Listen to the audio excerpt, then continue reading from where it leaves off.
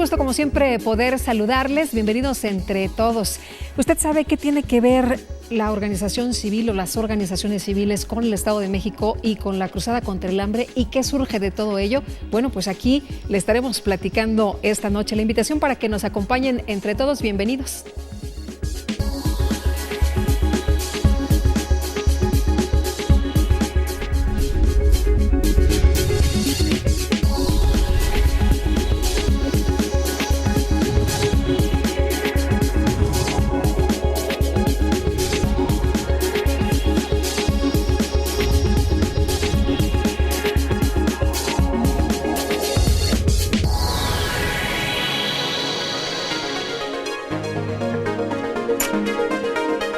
Y si les parece bien, vamos a empezar este programa con un resumen de las actividades más importantes.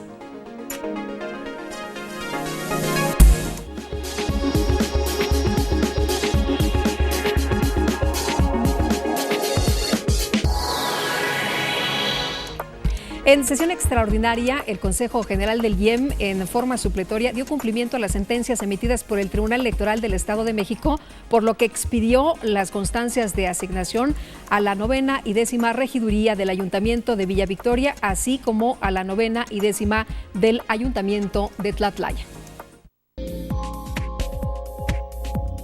Durante los trabajos de su 57ª sesión extraordinaria, el Consejo General del Instituto Electoral del Estado de México cumplió en tiempo y forma con sentencias mandatadas por el Tribunal Electoral del Estado de México, radicadas en los juicios de inconformidad identificados con los números JI-12-2015 y JI-44-2015 y su acumulado JI-45-2015.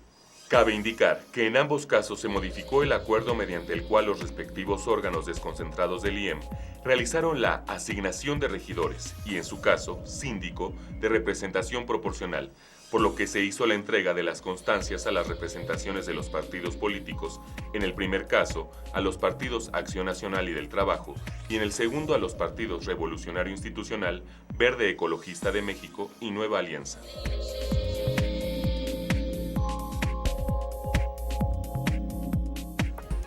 ¿Y usted tiene actualizada su credencial para votar? Bueno, pues el IEM está invitando precisamente a toda la ciudadanía a actualizar su credencial para votar. Si la credencial para votar no tiene un 18 al reverso, se deberá renovar en los módulos del Instituto Nacional Electoral.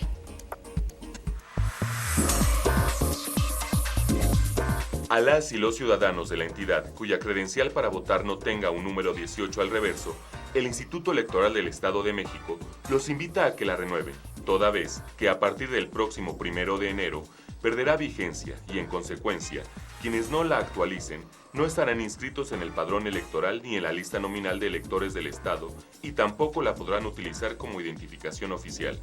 La ciudadanía que se encuentre en esta situación puede acudir directamente a cualquier módulo del Instituto Nacional Electoral, INE, o hacer una cita a través de Internet en el vínculo INE.mx y en la sección Todo sobre tu credencial para votar, en donde podrán ubicar los módulos de atención y agendar la fecha y hora para realizar el trámite.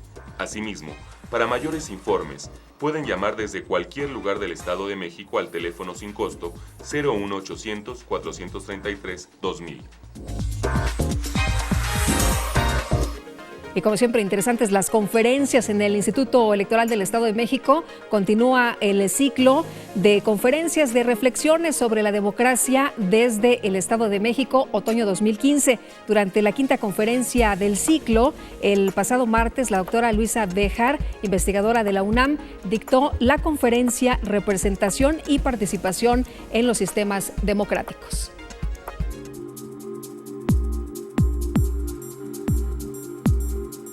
En el marco del ciclo de conferencias Reflexiones sobre la democracia desde el Estado de México, otoño 2015, que lleva a cabo el Instituto Electoral del Estado de México semanalmente en su Centro de Formación y Documentación Electoral, la doctora Luisa Béjar Algasi, investigadora de la Universidad Nacional Autónoma de México, UNAM, dictó la conferencia Representación y Participación en los Sistemas Democráticos.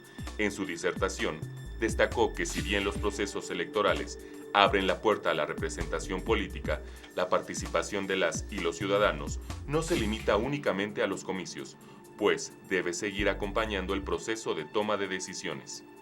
En compañía de la consejera electoral del IEM, Natalia Pérez Hernández, el consejero electoral y presidente de la Comisión de Promoción y Difusión de la Cultura Política y Democrática, Gabriel Corona Armenta, fungió como moderador de la quinta conferencia de este ciclo, ante la presencia de las consejeras electorales María Guadalupe González Jordán y Palmira Tapia Palacios, del consejero electoral Miguel Ángel García Hernández, así como de las y los representantes de los partidos políticos, directivos, servidoras y servidores públicos electorales del IEM, estudiantes, académicos y un amplio público interesado en el tema.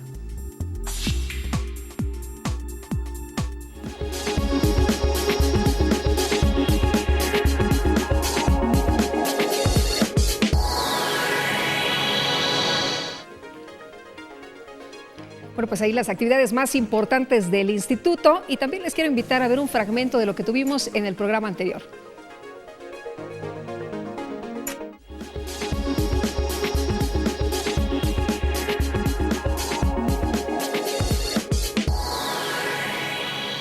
En nuestro programa anterior platicamos con el doctor Óscar Diego Bautista, investigador del Centro de Investigación en Ciencias Sociales y Humanidades de la UAM, en relación a las políticas que han surgido para combatir la corrupción y de por qué es importante el enfoque de la ética pública.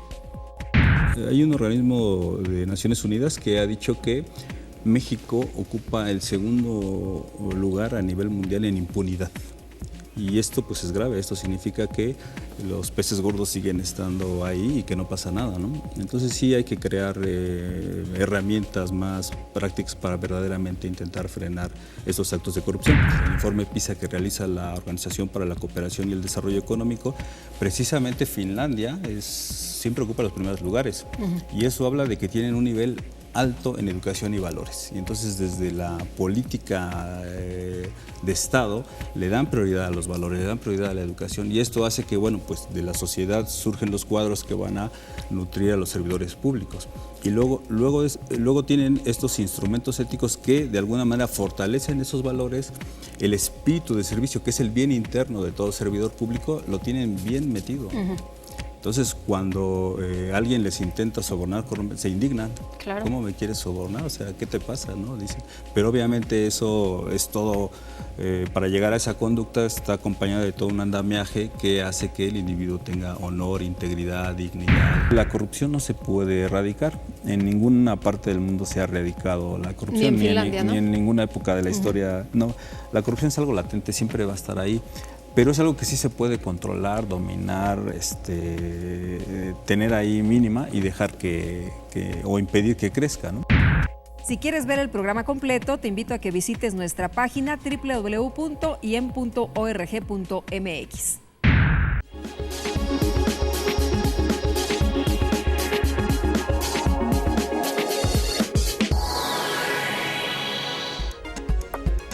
Y esto es Entre Todos, así que se puede conectar con nosotros a través de redes sociales. Ahí lo esperamos para seguir con el debate o para empezar el debate. Mientras tanto, vamos a una pausa y regresamos rapidísimo.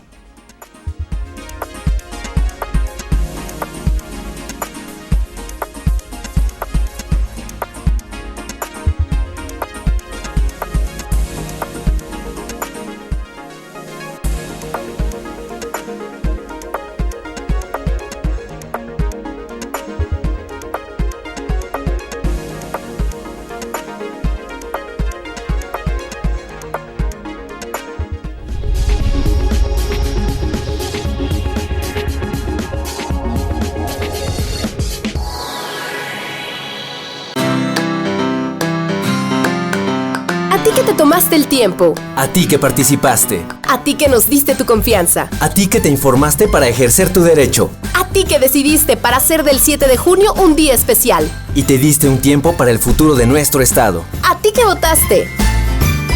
Gracias. Hay decisiones que solo dependen de ti. IEM, Instituto Electoral del Estado de México.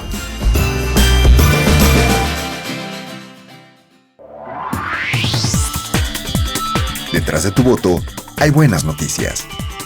un programa del Instituto Electoral del Estado de México. Síguenos a través de www.ieem.org.mx y por Uniradio 99.7 FM. Todos los miércoles a las 13 horas. IEM, Instituto Electoral del Estado de México.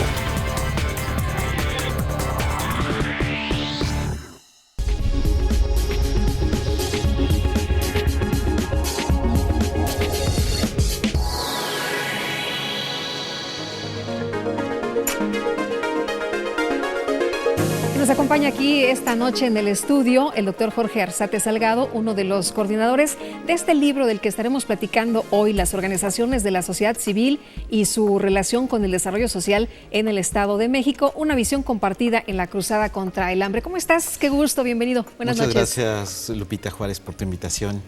Oye, decíamos, bueno, ¿qué sale si mezclas organizaciones civiles con el Estado de México, con la cruzada contra el hambre?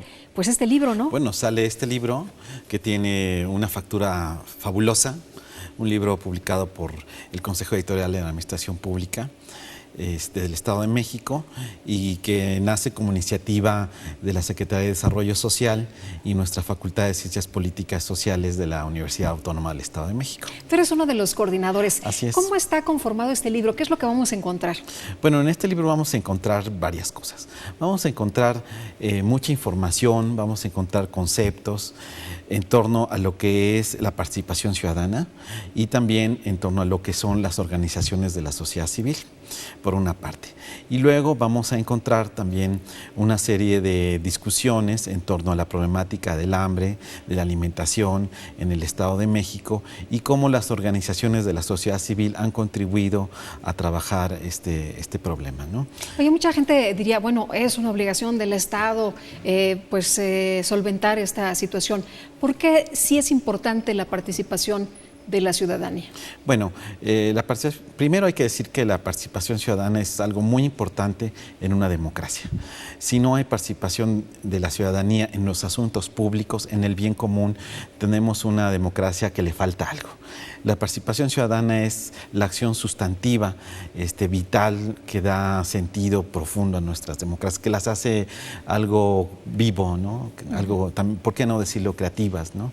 Y por otro lado, la problemática del hambre y de la alimentación en nuestro país es algo que debemos de atender y que, si bien es un derecho social que está protegido por la Constitución mexicana en el artículo 4, es algo muy complejo que amerita el trabajo de todos, no solamente del Estado, sino de la sociedad en su conjunto, de la iniciativa privada, de las universidades, de todo el mundo.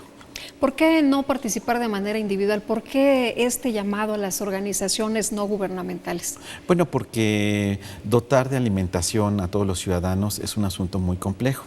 No solamente es dar alimentos, sino requiere toda una serie de procesos que tienen que ver con la producción de alimentos, la distribución, la dotación, el uso de los alimentos. Hay que saber utilizarlos en forma adecuada, hay que saber procesarlos, guardarlos y aprovecharlos, ¿no? Y todo este camino es muy complejo y es algo que por lo cual deben participar el Estado y la sociedad civil para hacer posible esto. ¿Cuál es el objetivo de este libro, Jorge? Tiene varios objetivos. Uno de ellos es aclarar, ¿no?, los términos, los conceptos. Y en ese sentido yo siempre he dicho que nuestro libro es una caja de herramientas para la sociedad civil que trabaja en torno a los problemas de la alimentación, pero en general para todo mundo que quiera acercarse y quiera trabajar en torno al bien común, ¿sí? Entonces, bueno, ahí, como ya dije, aclara conceptos, términos, presenta una historia de lo que es la sociedad civil, las organizaciones de la sociedad civil en el Estado de México, da ejemplos de algunas organizaciones que han trabajado en torno al fenómeno del hambre, de la alimentación y que lo han hecho con mucho éxito. Por otro lado, también contribuye a generar conciencia, una conciencia ciudadana en torno al problema de la alimentación, algo muy necesario en nuestro país. Y también difunde el trabajo que hace el Gobierno de México, el Gobierno del Estado de México y el Gobierno federal en torno a la política social de combate al hambre y de lucha y de apoyo a la alimentación en general, ¿no? Y en una segunda parte, el libro también da elementos para que las organizaciones de la sociedad sociedad civil se fortalezcan, para que sean más fuertes, para que tengan herramientas de todo tipo, organizativas, jurídicas, y que puedan hacer su trabajo de mejor manera. Y finalmente, el libro es una invitación y también un reconocimiento a estas organizaciones que ya trabajan en la política social, que están en el ámbito público, en la esfera pública, y que realizan este tipo de actividad para toda la sociedad. Ahora, ¿qué son y cómo trabajan las organizaciones no gubernamentales o las organizaciones civiles? Bueno, las organizaciones civiles son organizaciones fines de lucro que están organizadas en torno a diferentes temáticas, asuntos de la cuestión social y pública, ¿no? Y que también colaboran con el Estado, ¿no? Y que está bien que lo hagan, ¿no? Son organizaciones que deben de tener capacidades, que tienen muchas capacidades para trabajar dentro del tejido social, para estar sobre todo a nivel de territorio, tienen esa fortaleza, esos mecanismos de meterse al territorio, de trabajar con las familias, de hacer intervención social con las familias, con individuos. Y bueno, su trabajo es muy, muy importante para una sociedad y muy importante sobre todo para una sociedad democrática. ¿Sí? Son organizaciones que van produciendo vínculos con la sociedad y que van produciendo cohesión social a través de su trabajo también. ¿Por qué el libro se enfoca precisamente a temas relacionados a la cruzada contra el hambre? ¿Por qué no a lo mejor otra situación, a lo mejor educación, a lo mejor cuestiones relacionadas con la salud, en fin? Bueno, porque la Cruzada Nacional contra el Hambre es una oportunidad para trabajar el tema de la seguridad alimentaria, ¿no? Es una oportunidad interesante, dado el diseño del programa, ¿no? En la medida que este programa pues alinea varios programas sociales, ¿no? Y tiene como objetivos complementarios, ¿no? No solamente dotar alimentos, sino también hacer que las personas aprendan a usar los alimentos, a producirlos, etcétera, ¿no? Entonces creemos, y ese es como el espíritu del libro, creemos que la cruzada pues es esta oportunidad para trabajar, para disminuir los problemas de alimentación que tiene la sociedad mexicana. ¿Cuál es el problema que se presenta en el Estado de México que ustedes han detectado precisamente en este tema del hambre? ¿Y cuál es el reto? ¿Cuál es la meta que se ha fijado? ¿Por qué es tan grave que tengamos en niveles altos? Bueno, primero hay que decir que tenemos el problema alimentario. El problema alimentario, a su vez, se puede descomponer en varios subtemas, ¿no? Por decirlo de alguna manera. Está el problema de la nutrición, está el problema de cómo hacer llegar los alimentos a las familias, sobre todo a las familias más pobres. En particular, en México, y no solamente en el Estado de México, es difícil que las familias que viven en los lugares más alejados del territorio les lleguen los alimentos de buena calidad, baratos, etcétera, ¿no? Ahí hay un problema de logística, hay un problema de mercado, obviamente, ¿no? Y luego hay problemas de cómo usar la alimentación, ¿no? Es decir, tenemos problemas no solo de desnutrición, sino también de obesidad, muy importantes en todo el país, ¿no? Y finalmente el problema del hambre, que cuando hablamos de hambre ya estamos hablando de situaciones muy extremas, en donde la población no puede satisfacer sus requerimientos alimentarios adecuados todos los días, ¿no? Entonces son varios fenómenos, ¿no? Hablas incluso, o hablan en una parte del libro, de cuando hay hambre se abre una brecha y la desigualdad pues es muy amplia, ¿no? Sí, y claro, y cuando hay hambre estamos ante una situación muy grave, porque la alimentación es la base de lo que podemos hacer como individuos, ¿no? Voy a poner un ejemplo: si un niño no se alimenta, es muy probable que entre en rezago educativo, porque no aprende, ¿no? Entonces un niño que al entrar en rezago educativo va a quedar fuera de todas las oportunidades y va a reproducir la pobreza de sus padres. No tiene manera de salir adelante en la vida. Entonces es un elemento esencial, fundamental. La alimentación es algo, por eso es uno de los derechos tan importantes que hay que hacer valer, dijéramos, ¿no? Bueno, de hecho, veíamos hace unas semanas los resultados de la prueba Planea, ¿no? Y los jóvenes donde hay más pobreza, más desigualdad, tienen problemas para responder bien a cuestiones matemáticas y cuestiones de lenguaje. Sí, por supuesto, y hay una correlación inmediata. Sobre esto hay muchos estudios, ¿no?, que encuentran esta correlación entre alimentación, economía, alimentación y logro educativo, ¿no? En México es algo que muy importante, ¿no? Jorge, este libro se basó en investigaciones, se basó en información del Estado de México, se basó en la Cruzada Nacional contra el Hambre.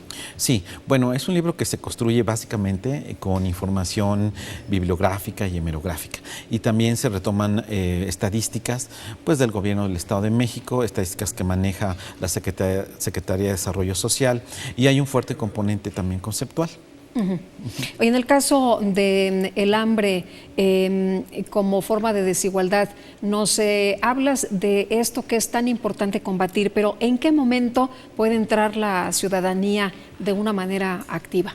Bueno, la ciudadanía debe entrar a trabajar, yo creo, la política pública, ¿no? No solamente el hambre, sino cualquier política pública, porque es su ámbito de su competencia, ¿no? Pero tiene que hacerlo de manera organizada. Si la sociedad no está organizada, y por ello la importancia de contar con organizaciones de la sociedad civil perfectamente organizadas, con capacidades claras, con un marco jurídico que las apoye, ¿no?, con recursos financieros, ¿no? Sin esto es difícil que la sociedad civil pueda realmente participar en la política pública, en el ámbito público, ¿no? El libro es eso, es dar esas herramientas, sobre todo herramientas, ¿no?, para que las organizaciones puedan trabajar mejor. ¿No? Y si trabajan mejor y si les das estas herramientas, ¿está comprobado que pueden tener mejores resultados? Por supuesto. Por ejemplo, en el caso del hambre es muy importante su trabajo, ¿no?, porque pueden enfocarse a diferentes aspectos de la problemática alimentaria. De hecho, así es, porque hay organizaciones ya en el Estado de México que trabajan temas de desnutrición, temas del buen uso de los alimentos, por ejemplo, ¿no?, de algunas enfermedades relacionadas con la obesidad, por ejemplo, ¿no?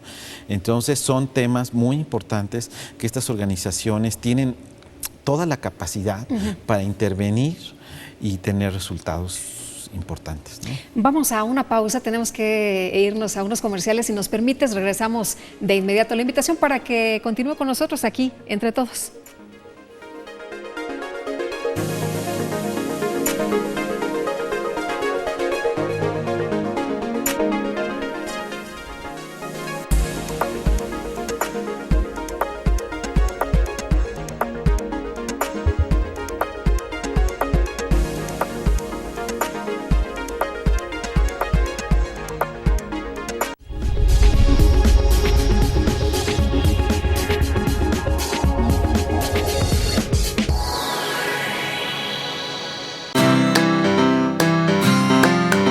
A ti que te tomaste el tiempo. A ti que participaste. A ti que nos diste tu confianza. A ti que te informaste para ejercer tu derecho. A ti que decidiste para hacer del 7 de junio un día especial. Y te diste un tiempo para el futuro de nuestro estado. A ti que votaste.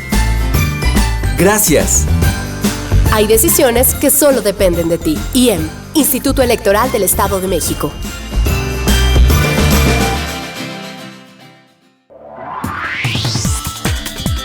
Detrás de tu voto hay buenas noticias. Un programa del Instituto Electoral del Estado de México. Síguenos a través de www.ieem.org.mx y por Uniradio 99.7 FM. Todos los miércoles a las 13 horas. IEM, Instituto Electoral del Estado de México.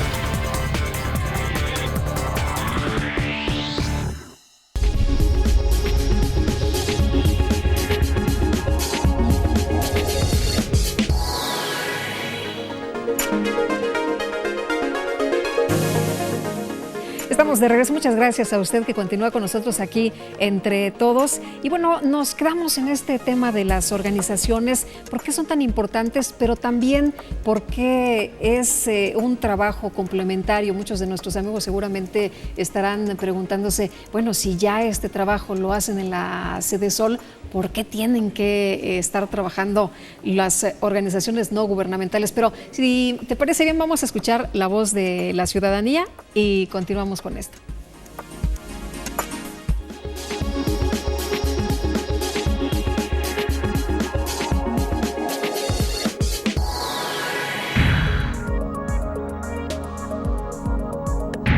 el gobierno tiene obligación de ayudar a la gente adulta, no a los jóvenes, porque los jóvenes solamente son una arma para no trabajar. Porque pues, hay personas que sí lo necesitan, los apoyos, y hay muchas que no los necesitan. Por nosotros, porque se supone que si nosotros votamos por ellos es para que nos apoyen, no sé, con becas o despensas para la comunidad.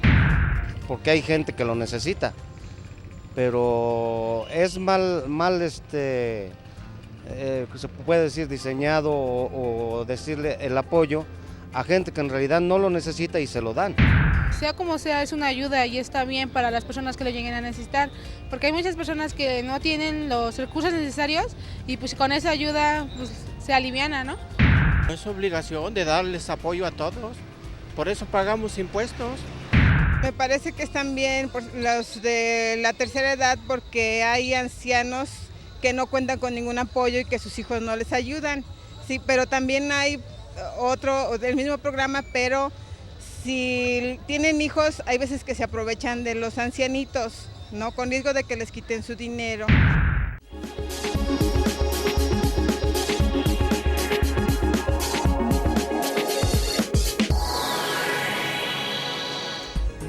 Bueno, las organizaciones civiles complementarias, nos dices. Así es. Sí, aquí hay dos cosas. Uno es que las organizaciones de la sociedad civil pueden intervenir dentro de las instituciones, sobre todo dentro de la familia, pero también dentro de las comunidades. Y pueden hacer trabajo como muy concreto, muy específico y solucionar problemáticas, ¿no? Y esto es una acción que yo considero complementaria a la que el Estado viene desarrollando. El gobierno del Estado de México, por ejemplo, viene dotando de despensas alimentarias, ¿sí? Lo cual es una parte de la cadena de la problemática de la alimentación, ¿no? Y ahí es donde el trabajo de las organizaciones puede ir haciendo otro trabajo, puede ir añadiendo trabajos y colaborando en ese sentido para producir mejor calidad de vida de las familias, ¿no? De hecho, tú en uno de los capítulos se destaca la importancia de la iniciativa ciudadana en el quehacer gubernamental. Así es. Y por otro lado, es muy importante que haya participación ciudadana, ahí ya a nivel general, ¿no? De todos los ciudadanos dentro de las políticas públicas y en particular de las políticas sociales. Y voy a poner un ejemplo, los comedores comunitarios que ya están trabajando dentro de la misma Cruzada Nacional contra el Hambre, pues me parece que son una estrategia muy importante porque dan esa oportunidad, ¿no? De que las personas se involucren en la misma política, que participen en la organización de los comedores y que se involucren, de esa manera se involucran y producen esfera pública, ¿no? Ahora, en la conciencia sobre el problema del hambre, ¿ahí cómo le hacemos para que todos estemos en la misma sintonía? Bueno, el libro tiene ese objetivo, ¿no? El libro, si bien va dirigido para las organizaciones, también va dirigido para todo público. Y en ese sentido yo invito a todo el público que nos está viendo a que vean, se acerquen al libro. El libro lo pueden descargar en el portal del Consejo Editorial de la Administración Pública Estatal, del CEAPE. Lo pueden descargar completito, viene en un archivo PDF y pueden leerlo, ¿no? Incluso este libro, por la manera en que está hecho, tan atractivo, por la gran cantidad de datos que contiene, teóricos, de datos, estadísticos, jurídicos, porque además trae un compendio donde aparecen los reglamentos que rigen a las organizaciones de la sociedad civil.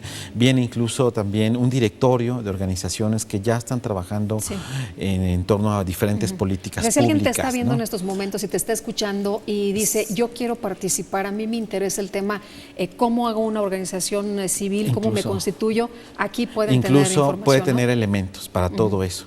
Entonces el libro es un vehículo de comunicación y de hecho este proyecto compartido, ¿no?, entre la Secretaría de Desarrollo Social y nuestra universidad, ¿no?, tiene como objetivo ese, ¿no? Nosotros también como universitarios, nuestra función es hacer que el conocimiento tenga una divulgación importante y que sirva para hacer cosas, que sirva para que la ciudadanía se fortalezca en este caso, ¿no? Luego existe la idea idea falsa de que los científicos sociales solamente escribimos papers, ¿no? Yo soy un investigador, que soy parte del Sistema Nacional de Investigadores, pero yo sí creo firmemente que la universidad pública tiene que hacer este tipo de trabajos, este tipo de alianzas, ¿no? Y nuestro rector Jorge Olvera también lo piensa así, este tipo de alianzas y de productos que son algo práctico, que se ponen al servicio realmente de la comunidad. Que no se queda nada más ahí en el que se revise por parte de otro colega de ustedes, ¿no? Y el libro por eso es tan atractivo, ¿no? Porque busca llamar la atención de todo mundo, de cualquier lector. Incluso este libro puede ser utilizado en las aulas. Nuestros alumnos de ciencias políticas, de sociología, pueden utilizarlo y es un estupendo manual también. Oye, en el caso de la participación ciudadana, ¿es necesaria para la construcción de la democracia? Por supuesto, una democracia que no tiene participación ciudadana no puede ser democracia. Las democracias tienen que construir ciudadanos activos, ciudadanos inteligentes, ciudadanos comprometidos con cultura cívica, ¿no? Y todos estos ciudadanos y las organizaciones que construyan son parte fundamental de las democracias, ¿no? La parte viva de la democracia, ¿no? No nada más se lo tenemos que dejar todo al gobierno, ¿no? Y no todo al gobierno. Creo que todos podemos colaborar y máxime en un tema tan importante como es la alimentación. Ahora, esta cruzada contra el hambre, ¿cuáles son los elementos para fortalecer? Nos has hablado de esta organización civil y nos has hablado de herramientas, nos has hablado de fortalecer a las organizaciones. Aquí también se explica cómo fortalecer a las organizaciones, cómo pueden trabajar, cómo pueden ser más eficientes. Sí, por supuesto. Hay en varios capítulos viene la historia de la sociedad civil, las organizaciones de la sociedad civil, que a mí me parece muy importante para que estas organizaciones también tengan como perspectiva de dónde vienen, qué han hecho, cuáles han sido sus logros, ¿no?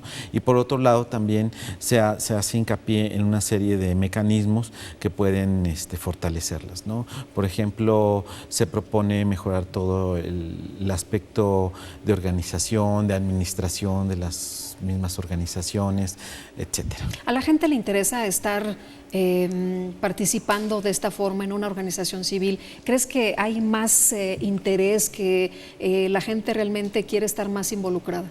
Pues ojalá. Yo creo que debemos de incentivar esa participación, ¿no? En nuestro país todavía existen relativamente pocas organizaciones de la sociedad civil, y digo pocas porque, bueno, somos un país de 120 millones y a pesar de que tenemos miles de organizaciones, pienso yo que todavía hay mucho que hacer. Y ojalá que este tipo de trabajos, esa es la intención, pues coadyuven a que todas las personas se interesen por el bien común y participen en estas organizaciones que tanta falta nos hacen para construir un país con más bienestar. Oye, hablabas de que comentan de la historia de las organizaciones civiles en nuestro país. Hay quien señala que nos dimos cuenta del poder que teníamos como sociedad, como ciudadanos, después de los terremotos del 85. En realidad es cuando surge nuestra fuerza, cuando nos damos cuenta de lo que somos capaces de hacer como sociedad. Claro, es cuando los ciudadanos tomamos conciencia de que somos capaces de actuar y que unidos y organizados podemos hacer cosas por el bien común, ¿no? Es un momento histórico fundamental y es un momento coyuntural para el fortalecimiento de nuestra democracia mexicana, ¿no? ¿Qué tipo de organizaciones no gubernamentales tenemos? ¿Tenemos en todas las áreas? ¿Se preocupan por diferentes materias? Prácticamente hoy en día existen en todas las áreas. Hay organizaciones que se dedican a hacer trabajo educativo, trabajo de inclusión, hay organizaciones que se dedican a trabajar con campesinos, a implantar proyectos productivos en el campo, ¿no? Y hay organizaciones, por ejemplo, en el libro aparecen varias organizaciones que luchan contra la obesidad, que trabajan para que las personas sepan utilizar sus alimentos, para que las madres de familia puedan mejorar la alimentación de sus hijos, ¿no? Entonces hay una amplia gama de organizaciones de todo tipo. En el caso del Estado de México, donde vemos que se meten las organizaciones civiles en materia de combate a la pobreza, de combate al hambre, ¿qué hemos visto? ¿Cuáles son las experiencias? Bueno, en la Secretaría de Desarrollo Social ellos me contaban que ya tienen algunas organizaciones trabajando con ellos, ¿no? E incluso algunas que trabajan temas de salud, por ejemplo, algunas que trabajan temas con los ojos, problemas visuales, etcétera. O sea, es decir, sí hay cambios, sí hay transformación en las comunidades. Sí, sí hay. Bueno, sí hay organizaciones trabajando, hay organizaciones que están haciendo logros importantes. A veces estos logros no son, no son tan visibles, claro, ¿no? Porque son a nivel de las familias, a nivel de las personas. Sí, pero le ¿no? ayudas a una familia a transformar su vida, ¿no? Claro, a lo mejor tú haces como organización, produces pequeños logros a nivel de la familia, pero para la familia son muy importantes. Claro. Para una madre de familia son muy importantes. Si no es lo mismo que mandes al niño nada más con un té en la mañana. Porque le está resolviendo un problema muy importante a una madre de familia que a lo mejor no tenía recursos para salir adelante. ¿Y esto ha marcado una diferencia entonces? ¿Somos una sociedad distinta? Todavía falta mucho, yo creo que falta bastante y habría que apostarle a estas organizaciones todavía mucho. Por eso también este libro es como un guiño, ¿no? Es decir, bueno, es necesario incentivar a las organizaciones, es necesario fortalecerlas para que haya más y trabajen más por el bienestar. Muy bien, pues vamos a los contextos. Ya sabe que nos gustan los libros, lo ha visto en los recientes programas y vamos a ver de qué nos hablan ahora.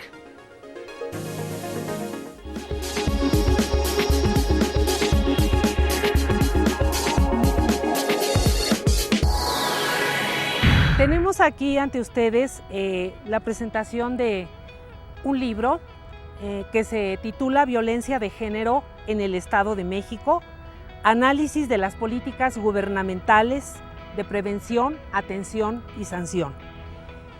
Quiero puntualizar que este es otro de los productos del Centro de Investigación en Estudios de Género y Equidad y que es una obra coordinada por su servidora Graciela Vélez Bautista, pero al mismo tiempo encontramos aquí la investigación o los hallazgos que realizaron un grupo de investigadoras e investigadores de la Universidad Autónoma del Estado de México, los cuales son la doctora Guillermina Díaz Pérez, la doctora América Luna Martínez, el doctor Héctor Serrano Barquín, la doctora Patricia Zarza Delgado, la doctora Carolina Serrano Barquín, la maestra Luz María Jaimes Legorreta, la doctora Norma González González, la maestra Natalia Ixchel Vázquez González, la doctora Norma Abaca Tavira y la maestra Silvia García Fajardo.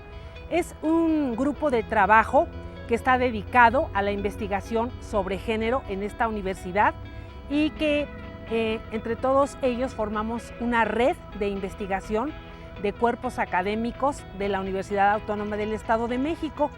Y bueno, creo que la esencia de la obra es fundamental para el avance, para el desarrollo del Estado de México, porque hace una investigación sobre la violencia de género, una problemática que hasta el momento pues no se ha logrado combatir a pesar de algunas acciones muy importantes que ha generado el Estado a través de los distintos organismos que tiene específicamente para tratar esta problemática.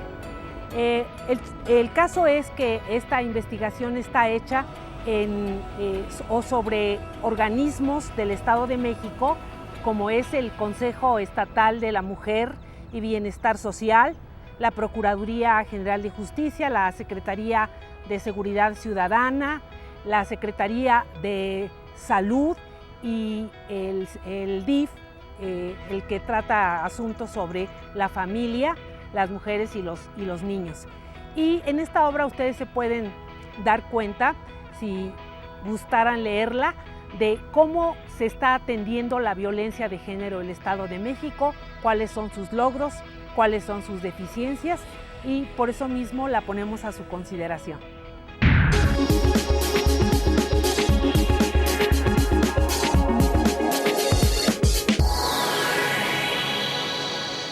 Hacemos una pausa, pero regresamos. Estamos entre todos. La invitación para que sigan con nosotros.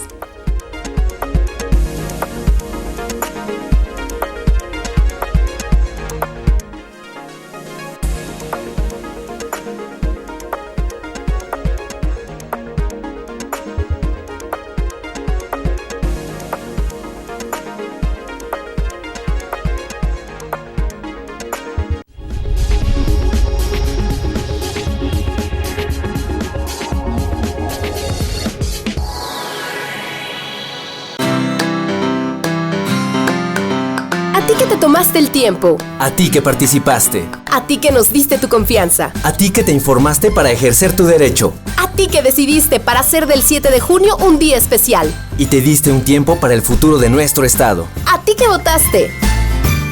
Gracias. Hay decisiones que solo dependen de ti. IEM, Instituto Electoral del Estado de México.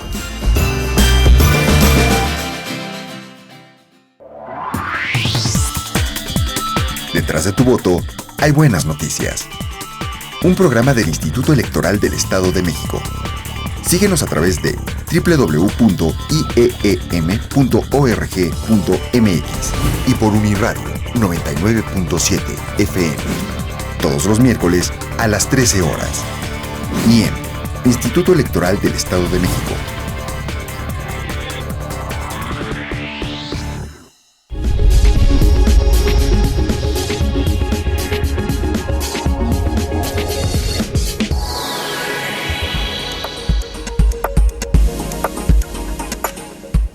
Estamos de regreso y le quiero recordar que para nosotros su voz es importante, así que aquí la escuchamos.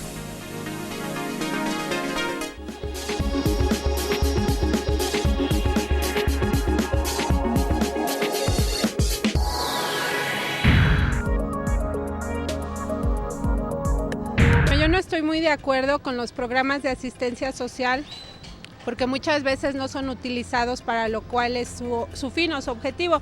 La gente a veces no los emplea adecuadamente y desafortunadamente también por esos programas muchas personas se encuentran como que el lado fácil de poder llevar la vida sin necesidad de buscar un trabajo, de preocuparse pues por el sustento para sus hijos o para ellos mismos. Para que las familias que estén más apartadas, más marginadas, más pobres, pues tengan una mejor calidad de vida. Por la baja economía, más que nada ya no hay trabajo para sobrevivir, más que nada cuando hay una enfermedad en casa, ya no sabe uno cómo salir con esa enfermedad y la economía que ya no alcanza para nada. Yo creo que es muy necesario para las personas que realmente lo necesitan, pero hasta cierto punto deben de entregarlos, ¿no? Para gente que realmente necesita el apoyo, porque a veces se entrega a personas que tienen ciertos beneficios y a los que necesitan los olvidamos. Que los gobiernos necesitarían esos sistemas para apoyar a las personas adultas debido a que mucha gente no tiene apoyo de su familia, de alguna persona extra que les pueda ayudar económicamente. Entonces, pues como todos comemos y necesitamos cubrir nuestras necesidades básicas, entonces un apoyo extra de alguna institución que se preocupe por ellos pues es muy importante. Pues que sea haciendo para el bienestar de la persona, de los que reciben el apoyo, pues está bien, ¿no? Porque creo que gracias a eso se implementaría un mejor desarrollo de la sociedad y de las personas. Como les digo, si somos personas que de veras lo necesitamos, sí se lo agradeceremos mucho, pero si son personas que por la verdad no necesitan, pues no.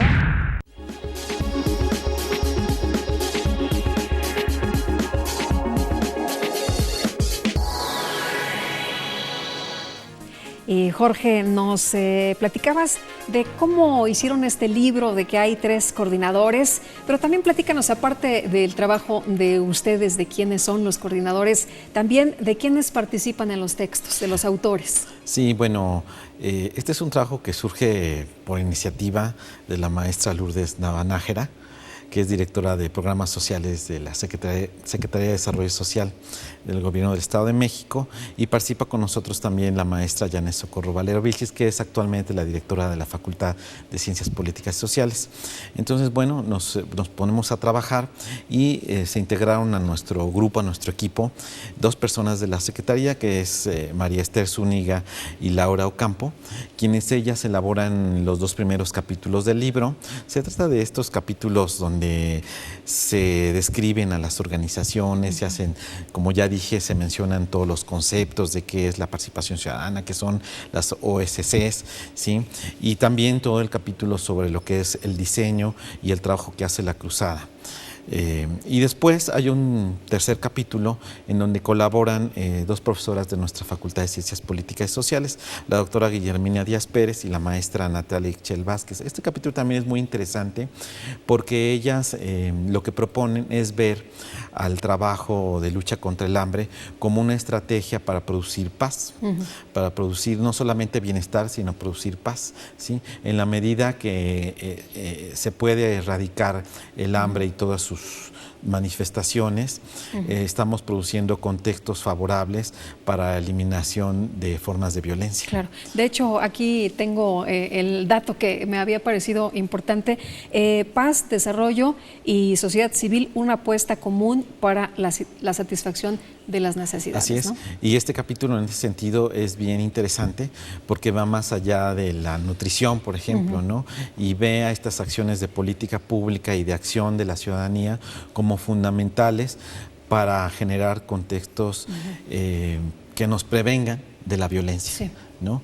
Tenemos experiencias ya en este sentido. Hemos visto que cuando llevas estos satisfactores, cuando terminas con estas necesidades, cambia la comunidad, cambia la sociedad. Hay estudios a nivel internacional que nos demuestran que en comunidades con muchas privaciones, la violencia y todas sus formas se disparan, ¿no? Entonces es muy importante que la población tenga satisfechas sus necesidades fundamentales. La más básica, ¿no? Y lo más alimento, básico que es la alimentación y luego la educación, ¿no? Claro. Creo que si los niños están bien alimentados, si están en escuelas que los puedan retener, en donde aprendan, tenemos un camino muy importante y estamos poniendo pues las bases, las ¿no? bases para eliminar formas de violencia. El futuro es totalmente distinto. Oye, los comedores estos que nos decías comunitarios, ya no te tienes que estar preocupando por darle de comer a tus hijos, ¿no? Claro, porque comedores, bueno, que es una propuesta de la FAO a nivel internacional, es muy bueno porque hay diferentes situaciones. Hay familias que solamente necesitan recibir alimentos, por ejemplo, y con eso tienen resuelto su problemática. Pero hay muchas familias que están en situación de pobreza que a pesar de recibir canastas alimentarias no pueden resolver su problema. Y es aquí donde los comedores tienen una función muy importante. Los comedores han sido usados en diversos países, por ejemplo, se usaron en Brasil en la política de hambre cero, ¿no? Sí. Y fueron muy efectivos, Silva, ¿no? de Lula da Silva, y fueron muy efectivos porque realmente atiende esa población que no tiene mecanismos reales, ni económicos, ni materiales para producir alimentos. Y entonces los comedores que producen comida caliente son la alternativa. Y por eso son como estrategias muy estratégicas en determinados contextos, ¿no? Y bueno, en el caso de México, esto sí ha ido funcionando. Estamos eliminando el hambre, estamos practicando lo mismo que se practicó en Brasil con el hambre cero. Bueno, hay componentes, ¿no?, que son similares a hambre cero. Hambre cero, por supuesto, tenía otro contexto muy diferente al mexicano, ¿no? Pero creo que Cruzada es un primer avance en términos de una política como más compleja, más estructurada, mejor estructurada, quiero decir, ¿no? Y que seguramente tendrá efectos, ¿no? Todavía yo tengo que decir que falta mucho por hacer. Tenemos que trabajar bastante, tanto el Estado como la sociedad y en general todos los miembros de este país para hacer realidad la Oye, en alimentación. una manera así general, en el Estado de México, ¿cuáles son las dimensiones de este problema? Mira, tenemos un problema muy fuerte en el Estado de México, sobre todo en el ámbito rural. En el ámbito rural tenemos una pobreza muy extendida, muy profunda, ¿no? Sobre todo dentro de los grupos indígenas. Y ahí es donde se debe trabajar con mayor ¿Y ahí ya fortaleza. se está trabajando? Sí, es donde están trabajando ahorita la Cruzada y están llegando los apoyos, por ejemplo, del gobierno del Estado de México, llegan a buena parte de los municipios rurales del Estado de México. Es decir, ya se está poniendo la atención ahí, ¿no? Sí, claro, sí. Y bueno, tenías otros capítulos que comentar. Sí, después hay un capítulo que yo escribí, ¿no? Que ahí presento datos, ¿no? Sí. Sobre las dimensiones. Ahí vienen, a los que les interese pueden leerlo, vienen datos sobre las dimensiones de la pobreza alimentaria en México, en el ahí Estado ya de viene México. ya muy detallado, Ahí ¿no? ya viene detallado porque, sí, todos los de datos, manera general, ¿no? nos has comentado. Sí. Y después también viene toda una argumentación de cómo las organizaciones de la sociedad civil pueden trabajar en alianza con el Estado, ¿no? Y ahí yo lo que digo es que hay dos principios fundamentales, ¿no? Uno es que estas organizaciones deben de trabajar bajo el principio de ciudadanía activa, es decir, aquella que defiende el bien común y el interés general. Y el segundo principio es el de igualdad de libertad, es decir, se debe tratar a estas organizaciones como ciudadanos libres, ¿sí? Plenamente libres, con autonomía. Sí. Por supuesto, esta libertad siempre está delimitada y fincada por la ley. Pero deben actuar de manera libre, ¿no? Donde ellos piensen que tienen que trabajar, ahí poner el énfasis. Esto es algo muy importante y creo que si se cumplen estos dos principios, la alianza entre organizaciones y diferentes niveles de gobierno, pues es adecuada y apropiada y necesaria. ¿Cómo han ido evolucionando las organizaciones civiles en el Estado de México? Platícanos un poquito de esto, por favor. Bueno, en el libro viene más a profundidad, pero lo que yo puedo decir es que realmente empezamos desde muy poquito, hace algunas décadas, ¿no? Y hoy en día pues ya hay un directorio más grande, hay cientos de organizaciones que están trabajando. Muchas de esas organizaciones hay que fortalecerlas, porque todavía son pequeñas, algunas son débiles en términos organizativos, en términos financieros, y por eso es necesario también fortalecerlas. Oye, cuando hablamos de términos financieros, son organizaciones civiles sin fines de lucro, nos decías al principio. ¿De dónde tienen que recibir el dinero? Porque uno pudiera pensar, ¿por qué le voy a dar a una organización civil cuando ese dinero se lo puedo dar directamente a lo mejor a la población tal que lo requiere, ¿no? Claro, el gobierno federal y estatal apoyan a las organizaciones financieramente, ¿no? Y es adecuado, porque sin ese apoyo no podrían trabajar y no podrían hacer su trabajo. O sea, no podría hacer esa cobertura. No, no podrían, sería imposible, ¿no? Entonces tienen que tener financiamiento y también creo que el mercado, es decir, las empresas tendrían que apoyarlas para que estas organizaciones puedan cumplir con sus objetivos, ¿no? Objetivos siempre y cuando, como yo dije, tengan que ver con el bien común y el interés general. Se trata de organizaciones que no lucran y por eso se llaman así, ¿no? Organizaciones de la sociedad civil sin fines de lucro, porque su objetivo es trabajar y producir bienestar. O sea, el gobierno no puede solo, tenemos que hacer nuestra parte. Por supuesto, sí. Creo yo que es necesario. Muy bien, pues te aprecio mucho, Jorge, que hayas estado con nosotros aquí Entre Todos. Muchísimas gracias. Muchas gracias, Lupita Juárez, y invito a todo el público a que descargue el libro, a que se acerque y que lo lean. Les va a servir. Gracias. Muchísimas gracias. Y muchas gracias a usted por habernos acompañado. En nombre de todos mis compañeros de TV Mexiquense, de este programa Entre Todos, le doy de nueva cuenta las gracias. Le deseo muy buena semana, que la pase usted muy bien. Buenas noches.